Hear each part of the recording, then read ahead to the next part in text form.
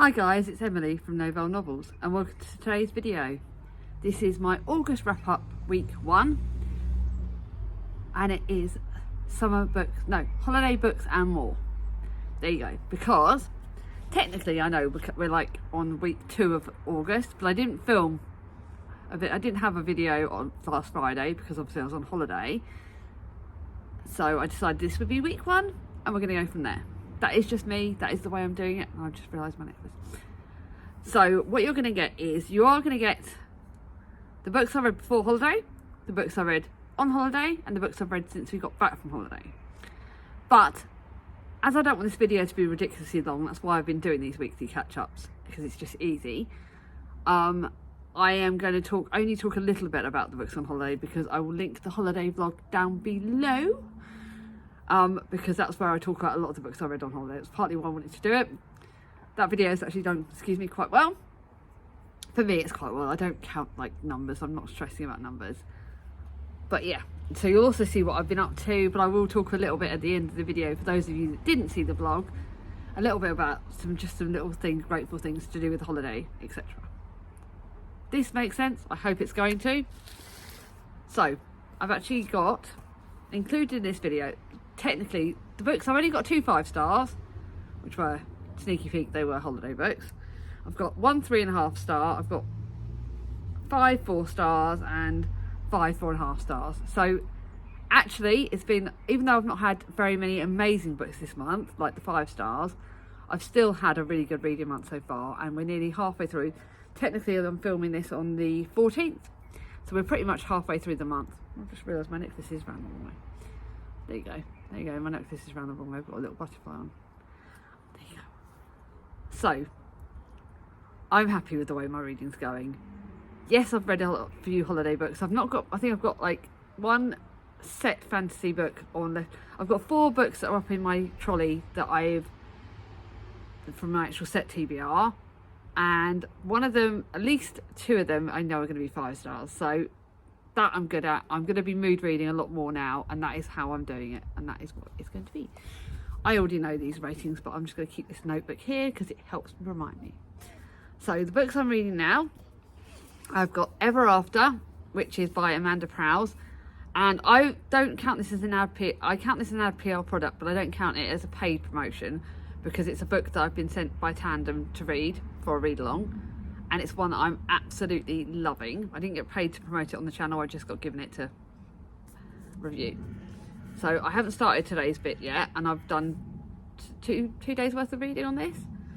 And obviously this one is going to be spoken a lot about on my Instagram, because that's where I'm doing, that's where we do it all. But it's a contemporary by Amanda Prowse, and the actual author's actually been really positive, which I do like. She's been really praising of our posts and really communicative. It's got an older protagonist, Enya, whose life becomes small. Her husband's death has left her bereft, and she's only in her early 50s, and she's happiest looking after her son, Aidan, his childhood sweetheart, Holly, and her beloved cat, Pickle. But then she feels a spark with a stranger. I've only read 2 days, so I'm going to be reading a bit more of this once I've filmed. I am really enjoying it, and it does talk about a lot about, so far we've had a lot about labels that get put on us, and that, for me, the day one, that was very, very something I really understood, because we do get lots of labels put on us, women and men, and should society do that or not? But I'm really enjoying this. I don't know what I'm going to rate it yet because it's way too early, but I am enjoying it. Now, to put one book that I know will be 5 stars, and this one is The Shadow Cabinet by Gina Dawson. I'm buddy reading this with Chatty and Danny, and I'll link those channels down below. But I am really loving this. The book is about that's the Human Rights, the next book, which I'm going to have to read. Human Rights I will read at some point. So it's 504 pages. I am going to be halfway through tomorrow, the day this film, I'll be about halfway through. And oh my godness, it is the sequel to Her Majesty's Royal Coven, which I loved, but I was frightened at the end of it because at the end of it left a cliffhanger, which was so big, and I was like, oh my goodness, I can't wait to read the next one, but I think it's gonna be scary. And actually, I'm loving this. I am totally utterly loving it.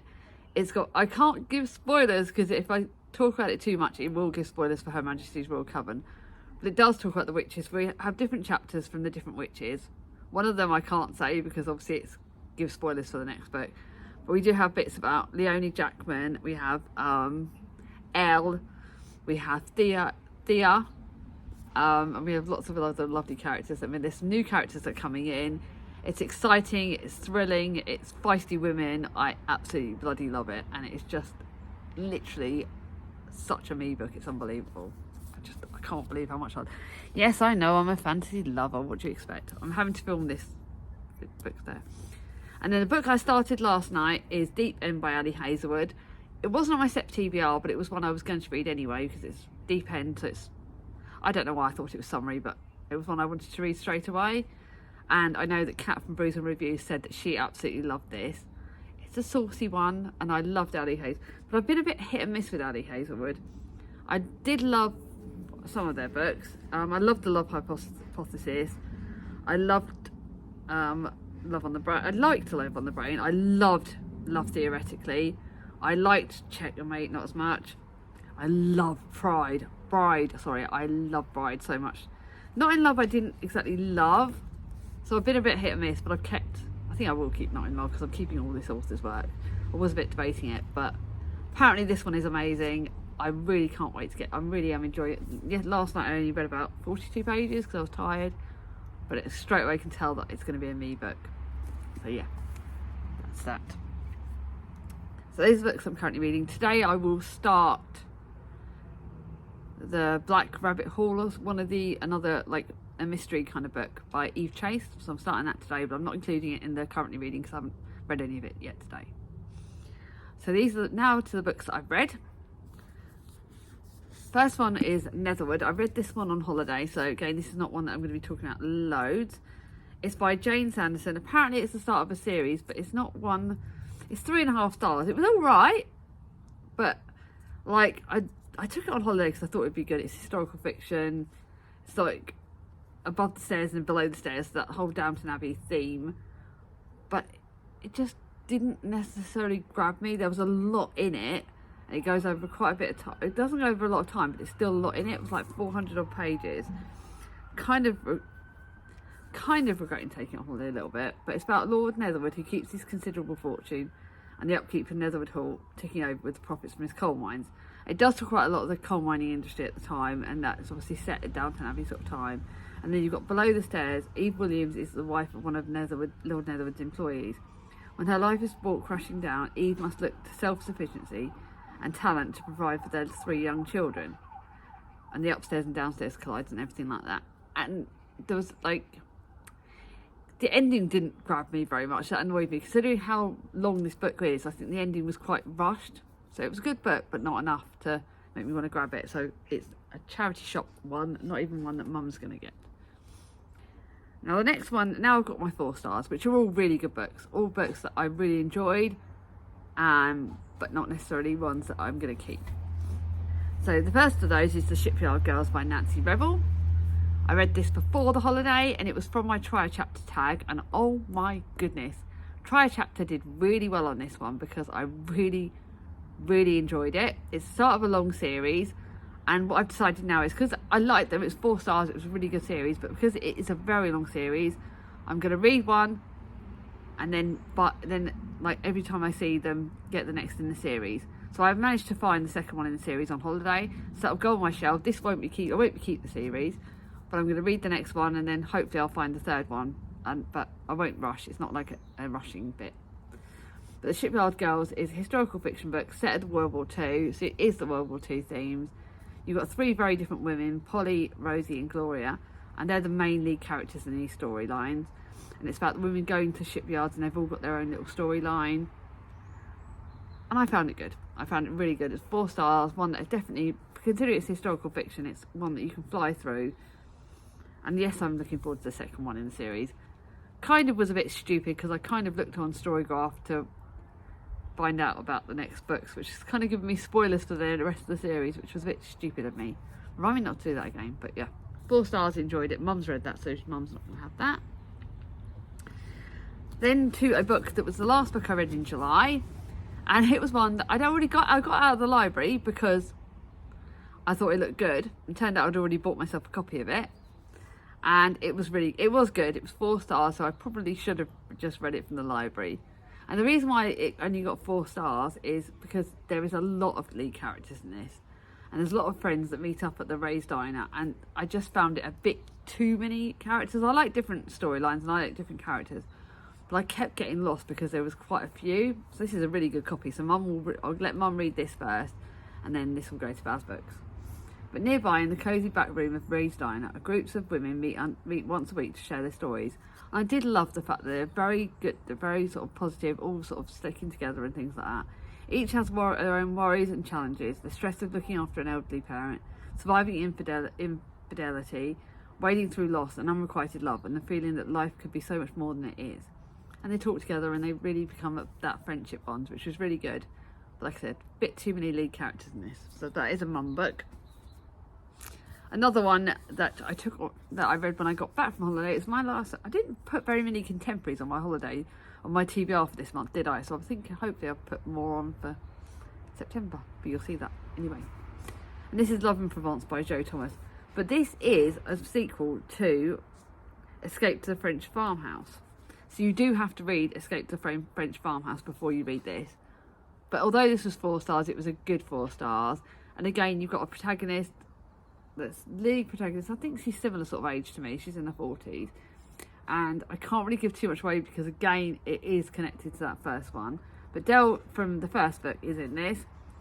And something happens at the start and her lover has to go off and travel, and they lose one of their friends right at the start of this. I can't tell you who, and it puts Dell kind of backstep, and she loses her love of cooking, and she meets and it's just all like community again and friendships and older protagonist. Really enjoyed it, and yeah, set in France. Really good contemporary. Mum will love this. Then to my reread of the month, this is The Confession by Jessie Burton. I listened to an audiobook, so even though it's a reread, it was my reread physically. I do not know what I rated it the first time because it was an audiobook, and I don't always put my audiobooks on Storygraph. Yes, that's stupid, I know I should.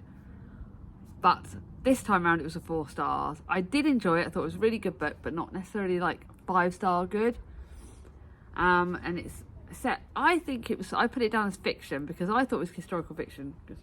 Some of it's set in the 80s, which apparently is historical fiction these days. Yes, I know that's scary, considering, yes, we don't want to think about that. But it's partly set in the current time, partly set in the 80s, when Elise Moreau meets the writer Constance Holden. She quickly falls under her spell. Connie is sophisticated, bold and alluring, everything Elise feels she's not.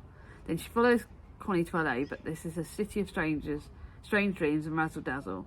And Elise feels more out of her depth and makes an impulsive decision that will change her life forever.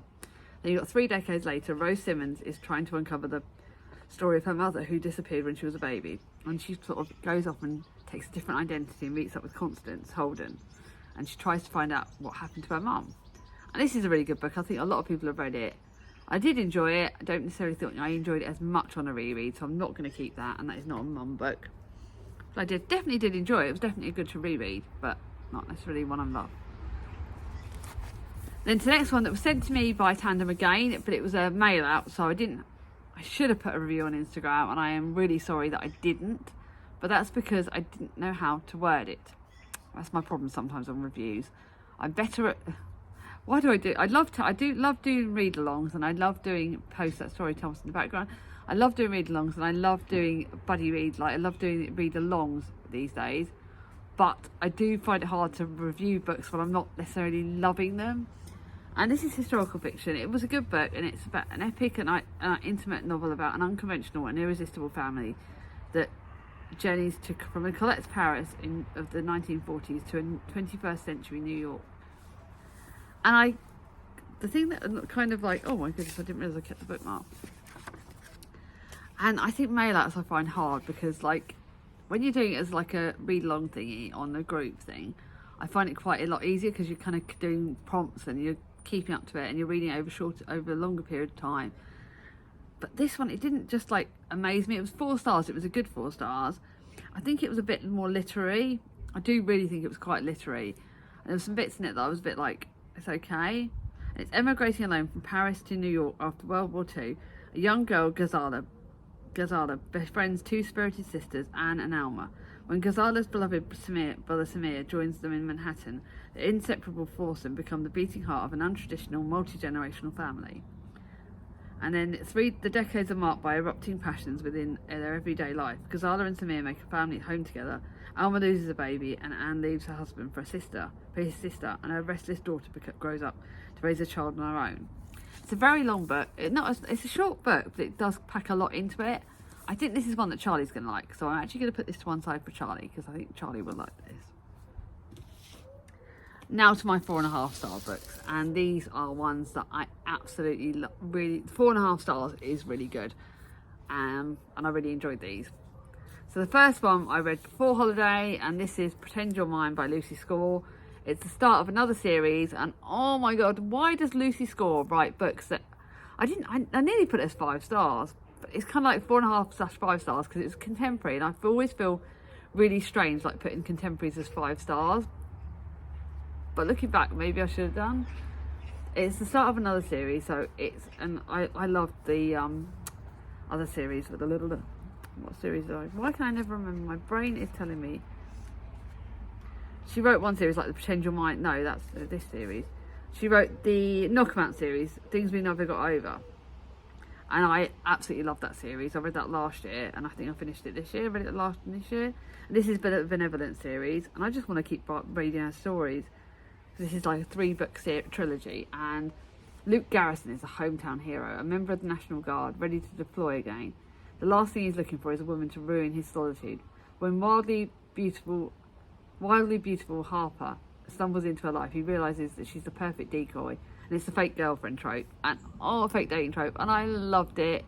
It was saucy, it was romance, it was exciting, it kept me on my toes, even though it's a blooming long book. I could see me wanting to read this series before the end of the year. I just thoroughly loved it. It was fast-paced, exciting, saucy, but not too saucy. It was brilliant, and it's one I'm going to keep because I really, really, really, really loved it. The next one's one of the ones I read on holiday, and I kind of got it a bit battered on holiday because I stupidly put it in my bag, and it rained the first day. So this is the Garnet Girls by Georgina Moore. Charlie wants to read this, so I'm going to let her, and I'm going to give this one to Charlie to read. And it's about 3 sisters who live in the shadow of their parents' glorious but devastating love affair. I talked about this on holiday, so I'm not going to talk about this much more. There's 3 very different sisters, Rachel, Imogen and Sasha, and they've all got their own stories, they've all got their own little tales, and it's family, and it's exciting, and I really enjoyed it. Did take a bit of time to get into it though, so that was what sort of let me down a little bit. Then to one obviously I'm going to keep, because it's my Agatha book, and it's Dumb Witness by Agatha Christie, and I rated it exactly the same as Alice rated it. It was 4.5 stars. It's a Poirot. Oh, I'm still going to put, even though I'm not going to do the Agatha Alice now. Like this next month will be the last month, or I'm doing it in set every month, but I will be doing it in order, and I will still be buying the books. I'm just going to do it when I feel like it, because I've done a whole year of reading Agatha every month, and I want a little bit of a break before I read the next one. But I've got one of them I'm going to be reading soon. But yeah, this is Poirot. This is like when the dog hunts rabbits, Poirot hunts murderers, and everyone blamed Emily's accident. The lead character's called Emily, for crying out loud, the person who gets killed. And you know she gets killed, but it's like a mystery whether she did get killed or whether it was an accident or what happened and who the murderer was and everything from that. And I thoroughly loved it. 4.5 stars. Really enjoyed this one. Definitely keeping it. Thoroughly think it's one of Poirot's better ones, and I loved it. And I did take that on holiday, but I didn't read it till I got back. And then I read Violetta by Isabella Nandy, and I've been really hit and miss with this author. Really hit and miss. But I cannot describe to you how much I actually really enjoyed this, because it was historical fiction, but it's like a story that the lead character is telling to someone. You don't know who that someone is until the end.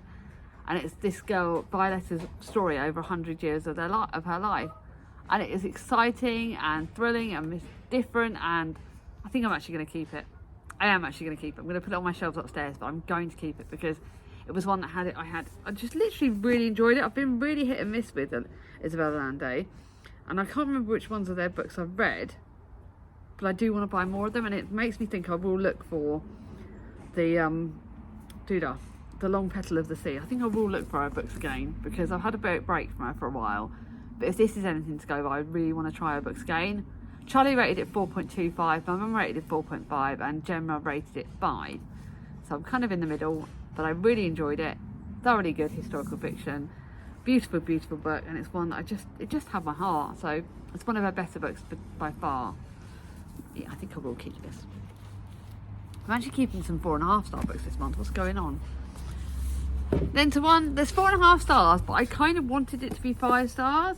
This was one that was gifted to me by one of my lovely subscribers, Lorraine, for as a Christmas present. Why Mummy Drinks on Holiday. It's not 5 stars like her other books, because this is actually set, not, even though it's the last book in the series, I think, it's set when her kids are younger, when they're 10 and 7. So obviously my kids are 13 and 10 now, and I did connect to it a bit, but I kind of, because it was sort of not really like followed after, I knew what was going to happen later on in the series, so I knew what would happen as our kids got older, so it kind of felt a bit disjointed, that even though it's the most recent book in that series, it's not kind of in order, which I found a bit confusing. But it's a beautiful, beautiful book, really good summer book, and about why Mummy drinks. And God, as a mum, don't we all feel it at holidays? Like summer holidays, as much as I love my kids with all my heart, we are now halfway through the holidays, and I'm glad, because although I'm not counting down the days as much as I have when they're younger, I'm still like knowing why I drink. But the lead character in it kind of does my head in, but she's supposed to do my head in a bit, because she's planning this whole summer of like everything's going to be like Enid Blyton summers, and the kids don't want it like that, and I certainly know that. Like, Mia's hardly been at home the whole holidays, and Thomas has been doing football and gaming, and yeah, he's been doing his own thing. So we all praise. I think I remember when their kids were younger, always wanting to plan every little bit, and we can't. Like, we've got to go with the flow. I'm going to tell Thomas one of these days to stop being in the background. All he wants to do is eat. Thomas does remind me of Peter in that way. All he wants to do is eat and get messy. So I do get that. It's good fun contemporary, good fun one to read on holiday. I'm going to keep it. Yeah, it is what it is. Now to my 2 5 stars, and they're obvious 5 stars, but again, they were ones I read on holiday, so I'm not going to go on about them too much, because the holiday is where I review them the most. The first one is Right Place, Right Time by Lee McNamara. I think I might finish this actually when I got back from holiday, so I can actually talk about this. This is 5 stars, and a good 5 stars. Ali McNamara's books are always good, but this has a bit of sort of magical realism a little bit, and there's a bit of time jumping, so that's a bit of exciting. And Eve has always loved antiques. She loves the way an item from the past can offer a glimpse into another world, another time. And she runs like a rainy day antiques, which is a little Cambridge shop. I do want to go to Cambridge. There's a lot of the books I've read that have been set there, so maybe I'll know Chris to take me there at some point. And then you've got Adam, who's firmly focused on the future. He is only in town to sort his late grandfather's affairs out. When he discovers that his grandfather hired Eve to manage the house clearance, Adam can only hope that his methods don't delay his return to London. I will say that bit is only very short, and then you go into the next bit quite quickly. But Ali McNamara's writing's amazing. She's 5 stars all the way. I really, really enjoyed this book. Contemporary, romance, bit of, that you can obviously tell it's an obvious romance of who's going to get with who, but there are some twists which I found really exciting. Then to my favourite book of the month so far, and I must admit, I doubt this is another one that's a series book, and it might go on my favourites for the year, but I don't know how. It's a bloody flipping fantasy again. It's Belladonna by Aidan Grace. I've got the second book in the series. I'm going to be buying the third book very, very soon. In fact, I may well treat myself on payday. It might be a payday book, Waterstone's payday book. Your name is no cursed little bird. I just like the taste of it. Orphaned as a child, Signa Farrow has been raised by the string of guardians, each one more interested in her wealth than her well-being, and each has met an untimely end. And death is one of the lead characters in this book. So I couldn't read it at bedtime. I had to put it down at bedtime. I read it on holiday. It was 5 stars. It was exciting, gothic infused, really dark, but really, really good. And oh my goodness, it was so, so good. And I really loved it. It was like fantasy at its best. I do quite a lot on the vlog. But oh my God, can't wait to read the second one, which I will be reading with Kat.